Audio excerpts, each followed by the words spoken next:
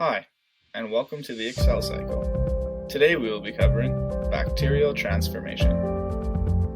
Transformation is a form of horizontal gene transfer, in which foreign DNA is acquired from the environment through the bacterial cell wall. Remember, this is different than vertical gene transfer, as that involves parents and offspring. Transformation was first discovered in 1928 by Griffith, using two strains of Streptococcus pneumoniae, a smooth strain and a rough strain. These two strains differ, as the smooth strain has a polysaccharide coat, and the rough strain does not. This polysaccharide coat is important as it protected the bacteria from the immune systems of the mice. Injections of the smooth strain with the polysaccharide coat resulted in the death of the mice, whereas injections of the rough strain did not.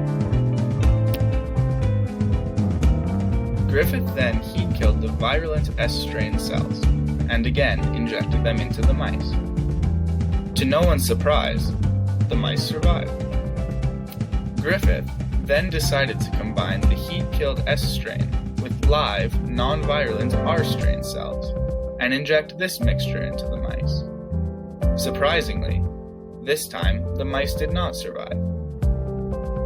Not only were the mice now dying from the otherwise harmless strains, but Griffith was able to recover live S-strain cells from the dead mice. Griffith proposed that somehow these live R-strain bacteria were being transformed into S-strain bacteria. It wasn't until 1944 when Avery, McCarty, and Macleod discovered this transforming principle was DNA. This means that the live R strain was able to take up foreign DNA from the heat-killed S strain and produce live S strain cells. They did this through a series of biochemical isolations of different components in the recovered S strain. By destroying each component individually, they were able to determine what was essential for the S strain to be produced. They found that it was the DNA. It is important to note that not all bacterial cells can undergo transformation. They must be in a state of competency to be able to do so. This can be induced through electroporation or chemically. Competent cells have better membrane permeability, which allows successful uptake of exogenous DNA. Another important note is the different ways in which DNA may be incorporated to competent cells. Small fragments of DNA may integrate into the host genome. Other transformations, however, involve the uptake of plasmid DNA, which exists independently from the host genome. Transformations involving plasmid DNA are especially important in the lab.